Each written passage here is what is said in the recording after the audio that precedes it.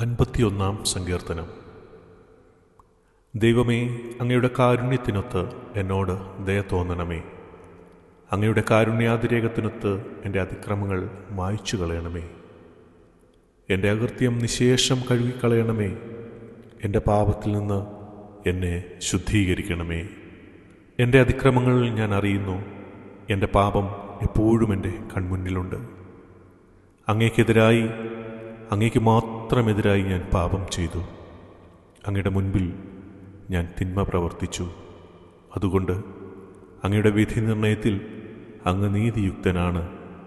അങ്ങയുടെ വിധിവാചകം കുറ്റമറ്റതാണ്. പാപത്തോടെയാണ് ഞാൻ പിറന്നത്. അമ്മയുടെ ഉദരത്തിൽ ഉരുവായപ്പോഴേ ഞാൻ പാപിയാണ്. ഹൃദയപരമാർത്ഥതയാണ് അങ്ങ് ആഗ്രഹിക്കുന്നത്. ആകയാൽ എൻ്റെ അന്തരംഗത്തിൽ ജ്ഞാനം പകരണമേ. ഹിസോപ്പ് കൊണ്ട് എന്നെ പവിത്രീകരിക്കണമേ. ഞാൻ നിർമ്മലനാകും. എന്നെ കഴുകണമേ. ഞാൻ മഞ്ഞിനേക്കാൾ വെണ്മയുള്ളവനാകും. എന്നെ സന്തോഷഭരിതനാക്കണമേ. അവിടുന്ന് തകർത്ത എൻ്റെ അസ്ഥികൾ ആനന്ദിക്കട്ടെ. എൻ്റെ പാപങ്ങളിൽ നിന്ന് മുഖം മറയ്ക്കണമേ. എൻ്റെ അകൃത്യങ്ങൾ മായ്ച്ചു കളയണമേ. ദൈവമേ, നിർമ്മലമായ ഹൃദയം എന്നിൽ സൃഷ്ടിക്കണമേ. അചഞ്ചലമായ ഒരു നവചൈതന്യം എന്നിൽ നിക്ഷേപിക്കണമേ. അങ്ങയുടെ സന്നിധിയിൽ നിന്ന് എന്നെ തള്ളിക്കളയരുതേ. അങ്ങയുടെ പരിശുദ്ധാത്മാവിനെ എന്നിൽ നിന്ന് എടുത്തു കളയരുതേ.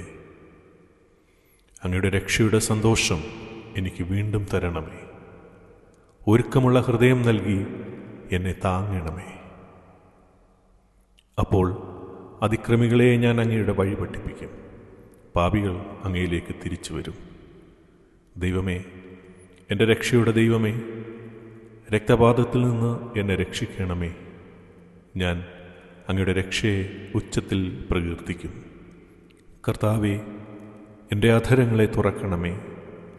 എൻ്റെ നാവ് അങ്ങയുടെ സ്തുതികൾ ആലപിക്കും. ബലികളിൽ അങ്ങ് പ്രസാദിക്കുന്നില്ല. ഞാൻ ദഹനബലി അർപ്പിച്ചാൽ അങ്ങ് സന്തുഷ്ടനാവുകയുമില്ല. ഉരുകിയ മനസ്സാണ് ദൈവത്തിന് സ്വീകാര്യമായ ബലി. ദൈവമേ, നുറുങ്ങിയ ഹൃദയത്തെ അങ്ങ് നിരസിക്കുകയില്ല. അങ്ങ് പ്രസാദിച്ച് സിയോന് നന്മ ചെയ്യണമേ. ജെറുസലേമിൻ്റെ കോട്ടകൾ പുതുക്കി പണിയണമേ.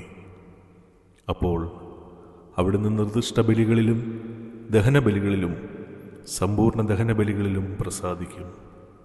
അപ്പോൾ അങ്ങയുടെ ബലിപീഠത്തിൽ കാളകൾ അർപ്പിക്കപ്പെടും.